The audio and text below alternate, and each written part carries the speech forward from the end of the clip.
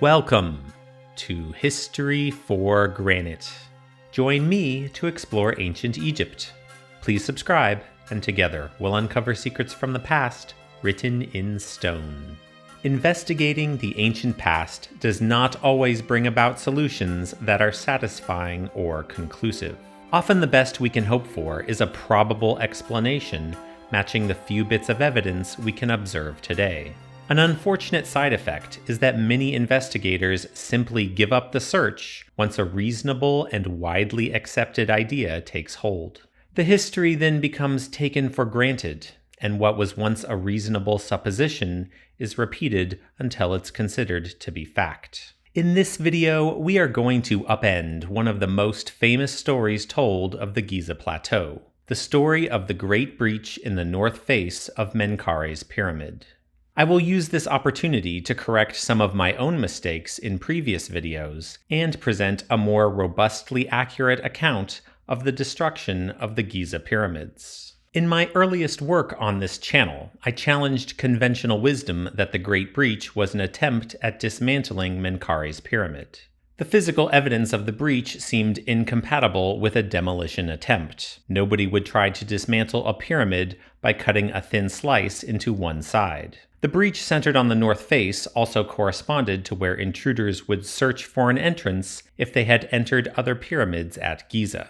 All Old Kingdom pyramids have their entrances in the same location. My earlier proposal was that intruders were attempting to locate a hidden chamber at the end of Menkaure's upper corridor, which dead ends into the rough core of the pyramid. Given the hazards and challenges of digging through the core of a pyramid, I proposed digging from the outside would be a preferable method of attack, especially considering that Menkaure's pyramid is much smaller than its neighbors. The central problem to this mystery is that author al-Latif al-Baghdadi describes an attempt to destroy Menkaure's pyramid by Sultan Uthman in 1196 AD. Al-Latif is considered one of the most reliable testimonies about Egypt of his era. It is unknown if he would have personally witnessed this event, but he was a royal patron of the Sultan and privy to information about such things. I previously tried to reconcile Al-Latif's account by suggesting the destruction attempt was merely a cover story for treasure hunting. His report also states the demolition attempt took 8 months, which seems excessive for the apparent damage we see today. What had not occurred to me during my previous analysis was that Al-Latif's account of Menkaure's pyramid may have been almost entirely fabricated. The reason for this oversight on my part is that every Egyptology publication references the 1196 attack as if it were an established fact. I assumed there must have been other corroborating evidence to back up this story, but there is actually none to be found. The only connection to be made is that Menkaure's pyramid has a gash on one side, and Al-Latif's account says only one side was damaged in the demolition attempt. After making my video on this topic years ago, other researchers followed up with different ideas, namely that most of the Great Breach was due to a treasure hunt closer to the end of the 18th century. The YouTube channel Wallace's Mysteries of Antiquity made some videos about it, and independent researcher Lorenz von Vliet also contributed sources and analysis on this topic. I recommend both creators as talented investigators of ancient Egypt. Wallace and von Vliet keenly observed that none of the European visitors to Giza in the 15th, 16th, and 17th centuries make any mention of the Great Breach, despite many descriptions of Menkaure's pyramid. This absence was difficult to explain, however, I still couldn't find a better reason for the damage. Explorers from the French occupation in 1798 were told by local Egyptians that Murad Bey was responsible for the Great Breach. Jacques Grobert of the French occupation describes the Great Breach as an excavation about 10 feet deep and draws it from a distance. Wallace presented this as evidence the breach was much smaller in 1798. He considers perhaps the later ruler Osman Bey may be responsible for most of the damage, as suggested by John Perring in 1839. Perring may also have been referring to Al-Latif's account, which had recently been translated to French, as Uthman and Osman can be interchangeable variants of the same name, and Bey is the title of a ruler. Here is where things start to get complicated, and I'll give you an amusing summary of how confounding the research can be. If it was simply a matter of reading past accounts of Giza and finding the right author with a solution, this mystery would have been solved long ago. Unfortunately, most visitors are at the pyramids only for one day, and everyone brings different perspectives on what they are seeing and how to describe it. Using casing stones as an example, some travelers call the granite casing basalt, others call it marble. Some travelers identify the limestone as marble, and some mistake casing stones for cement. Some visitors find smooth casing stones to be climbable, others consider it impossible. Some claim Khafre's stripped pyramid is impossible to climb, others climb it capably, and there's even differing opinions on each section of the pyramid. And with so many visitors climbing the Great Pyramid, climbability is often the only descriptor for the other two pyramids. Few explorers prior to the French occupation in 1798 realized Giza pyramids were once all covered in smooth casing stones, even when two of them were still fully cased. Early visitors, predisposed to thinking the Great Pyramid was the largest and most magnificent, actually believed its rough core was a decorative element of steps, which was more beautiful than the other intact and smooth pyramids nearby. When turning their travelers' notebooks into printed publications, some authors would copy details from earlier books and rarely acknowledged doing so. Some authors also did not distinguish stories they were told by local guides from their own first-hand observations. Some travelers' accounts are even entirely plagiarized from other books, with the authors likely being fictitious persons. Most travelers' accounts were not published in English and require translation, and key details in some books change upon later editions or translations. And don't get me started about optical character recognition on older German fonts. Getting the facts straight is akin to the board game of Clue, whereby no single person can give you a straight answer. You must infer what they know and how they know it by investigating everybody else. Words are easily misinterpreted, and even drawings must be scrutinized for what information is accurately being conveyed. Circling back to Wallace's video about Grober's drawing and description of the Great Breach in 1798, I don't think Grobert witnessed a smaller breach than what exists today. The breach would quickly fill with debris and sand, as better drawings from the 1830s clearly show. Grobert could not have dug into the breach in any significant capacity, and thus could only estimate its depth from the exposed portion near the top. He did not know how filled in the breach was, nor would he suspect such a significant gash. The drawing Wallace showed was a lower resolution digital copy, which made inspection more difficult.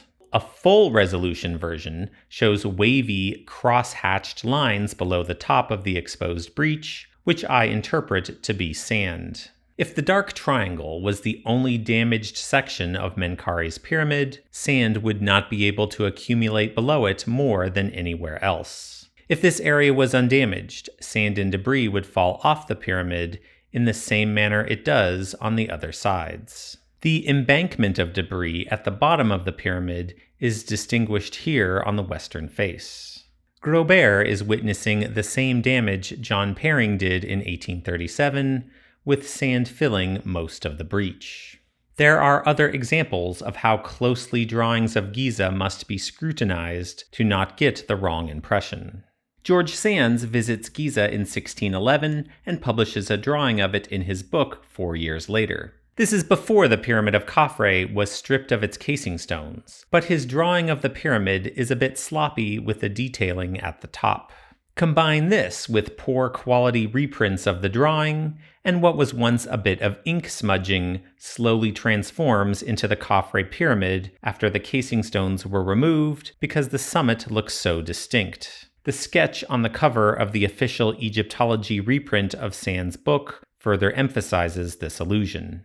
At this point, you might be thinking, are we sure the casing stones were removed after George Sand's visit in 1611? Don't worry, Sands himself is clear on this point and calls the pyramid, quote, smooth without and not to be entered, end quote. Other visitors after George Sands make similar but distinct observations on the casing stones, so we can corroborate the testimony. Corneille Lebrun visits Giza in 1681 after the casing stones were plundered from Khafre's pyramid. His sketch of the pyramid includes a subtle line separating the casing stones at the summit from the stripped area below. Later reprints of his sketch, however, omit this detail, and it becomes less clear how the pyramid was originally drawn. It's as if fate was deliberately attempting to confuse us about when the casing stones at this pyramid were stripped away. With that said, let me address some mistakes I made in my previous video on this topic. The main points of the video remain entirely correct, but I did get a couple dates wrong in pinpointing the theft of the limestone casing stones at Khafre's pyramid. Since I've asked for your help in searching where they ended up, it's very important to get these dates accurate. The first and most important error was mistaking this drawing as being made by Jean de Thévenot in 1664. In fact, it was published by his uncle, Melchizedek Thévenot, that year, who had collected the accounts of other travelers to Egypt, including his nephew Jean. Jean de Thévenot visited Giza in about 1657, but the drawing may not have been made by him either. Melchizedek Thévenot references many authors, including Jacques de Viamont, George Sands, Johann Helfrich, Albert Lowenstein, and Sebastiano Serlio, but most of the material he presents was written by John Greaves. The sketch in question is grouped with other drawings that do not identify who made them. The larger drawing of the Great Pyramid does not appear in any works that I know of, but measurements included with it originate with John Greaves. The drawing of the Great Pyramid's entrance originates with George Sands, but it has been mirrored and slightly modified. This helped me realize that the sketch of the Khafre pyramid with the casing stones intact was also mirrored and should look like this with the damage on the north face. Furthermore, the rock-cut tombs are only on the west cliff, which validates the correct orientation. The mysterious sketch is now very similar to the drawing John Greaves published, and so it seems likely he is the original creator.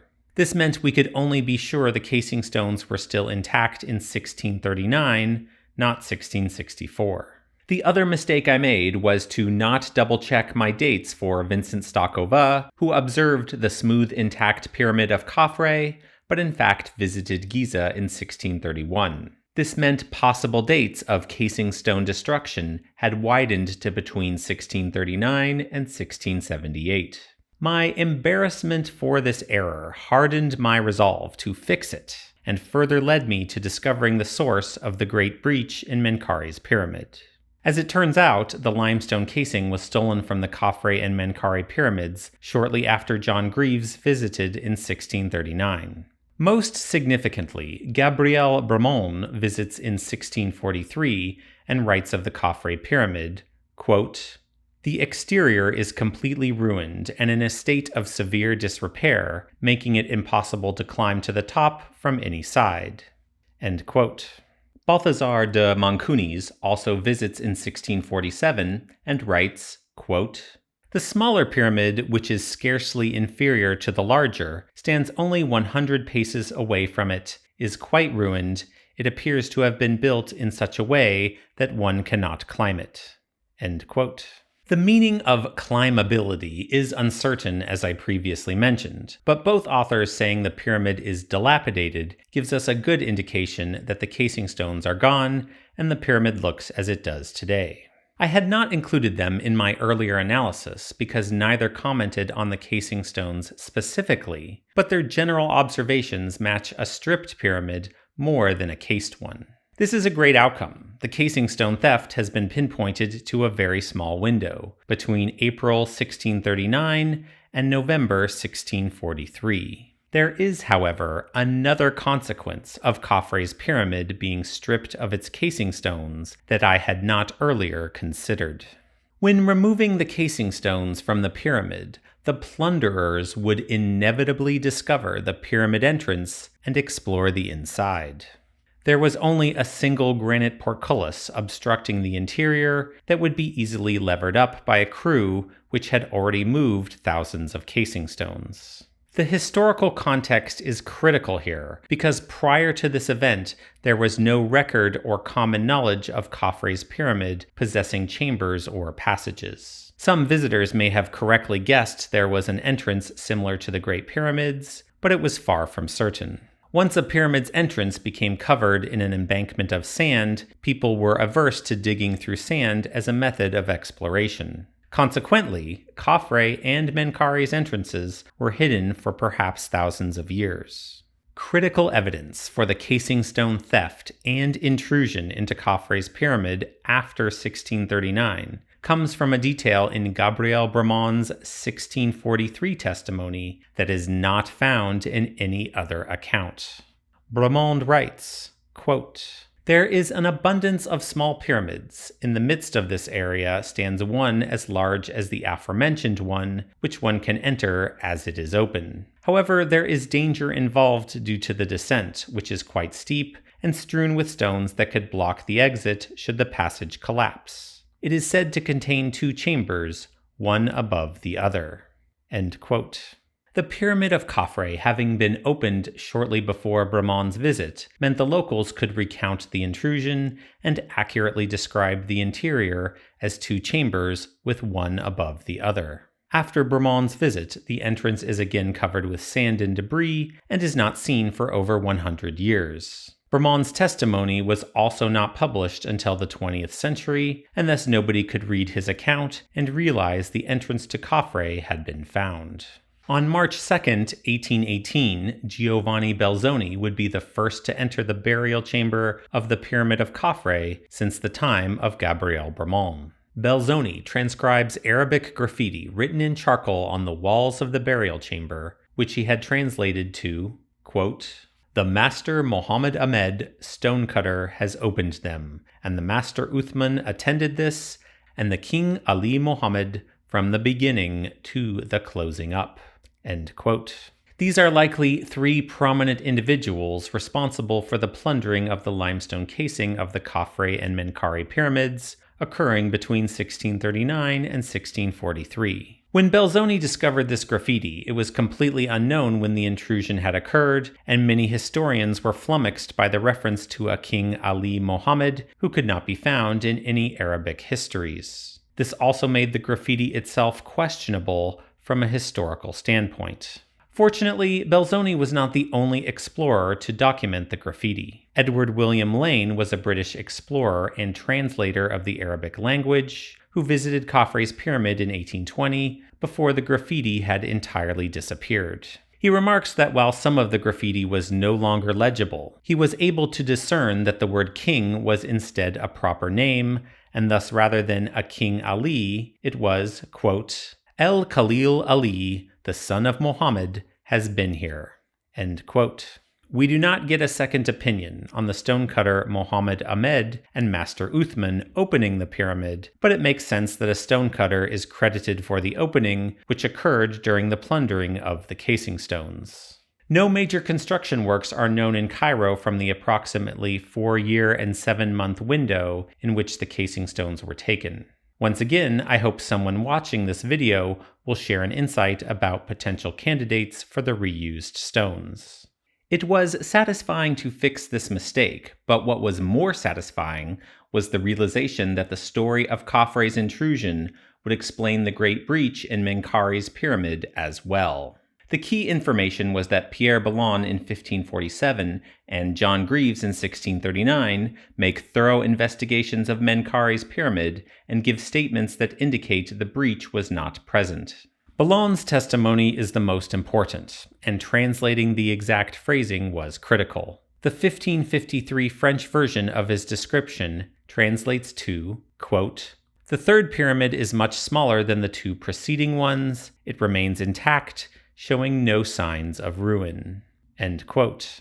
The Latin version, published in 1589, also conveys the same meaning.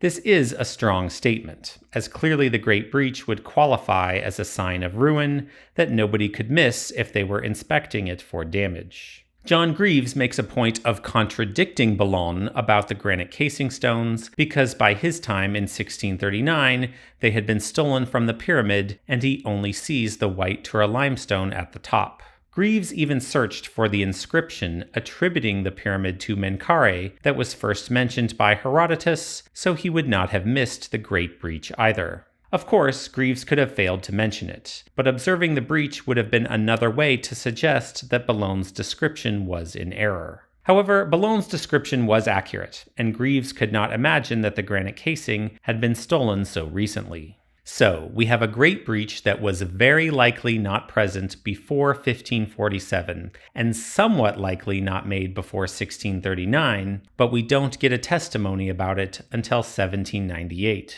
I was, however, able to find a painting by Luigi Mayer from his visit in 1792, which clearly shows the Great Breach was as it exists today. This supports my analysis that Jacques Robert did not see a smaller breach in 1798. There is only one sensible explanation why Boulogne and Greaves don't observe the Great Breach, which is that it was made between 1639 and 1643, when the Tura limestone casing was also being stolen.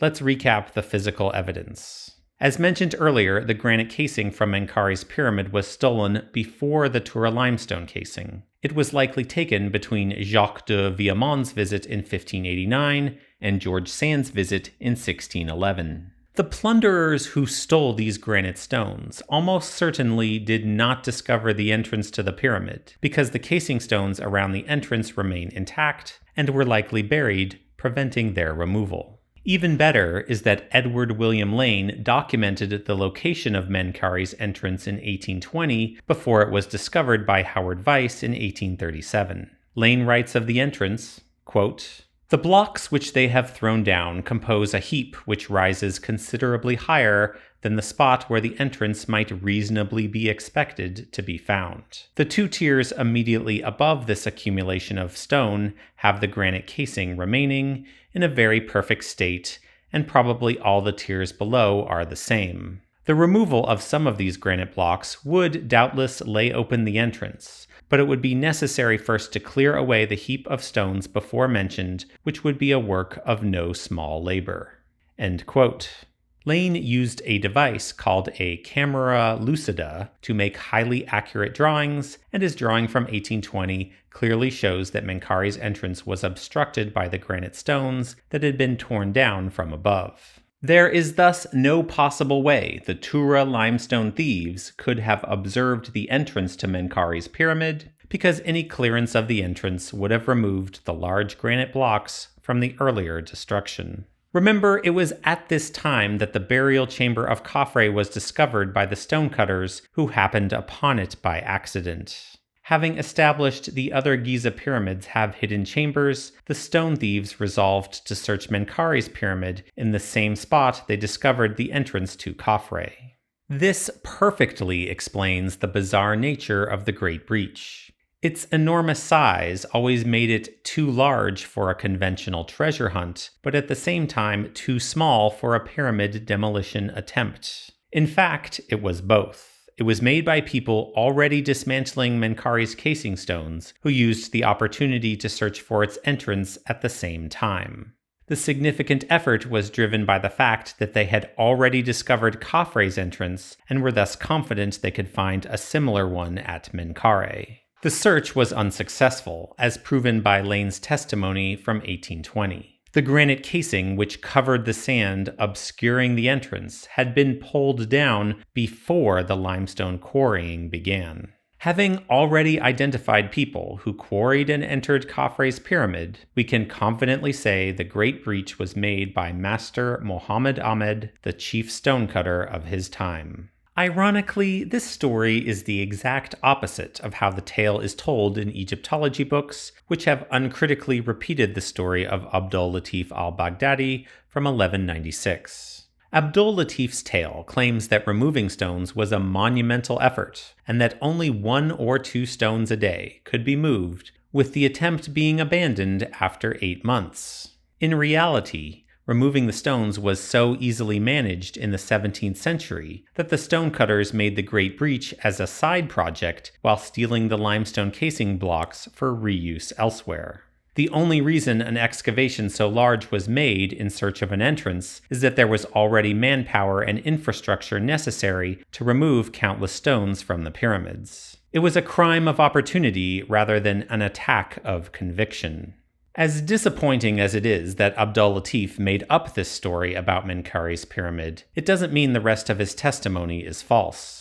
If you were to dismiss any testimony of the pyramids because it contained false information, there would be no testimonies left to consider. In some ways, this fiction from al-Latif is now more sensible because it explains the strange contradictions in the story. al-Latif's tale of Menkaure's pyramid was designed to dissuade the religious fanatics of his time from harming the pyramids. Perhaps there is even a kernel of truth in that al-Latif might have seen smaller pyramids being dismantled and wanted to prevent the same destruction occurring to the larger ones. In that effort, al-Latif was mostly successful, and we are indebted to him even though he managed to fool modern-day Egyptology as well. Amazingly, it was John Greaves himself who is partially responsible for us possessing al-Latif's testimony in the first place. He and Edward Pocock were collecting Arabic histories and manuscripts, with Pocock finding the al-Latif testimony in Aleppo in 1665. Greaves had previously exaggerated orders from the King of England regarding such manuscripts, writing, quote, "If I were at Constantinople, I would take order that no ship should return without strictly observing the king's injunctions about Arabic books." End quote. It was thus John Greaves who was responsible for saving al-Latif's testimony and preserving a myth that his own testimony would now help reconcile towards the truth. This is the perfect ending for John Greaves, who was so keen to fully investigate the pyramids like nobody before him. I also endeavor to correct the record on pyramids, even if sometimes I don't get it right the first time around. I only wish Egyptology would do the same, instead of repeating so many stories that never made much sense in the first place. When the day comes that you hear the true origins of the Great Breach from an Egyptologist, you'll know that they are finally starting to take their history for granted. Thanks to everyone who watched this video to the end. Please subscribe to the channel to see more of this content. Give a like or comment as you see fit, and above all, remember to ask your friends if they take their history for granted.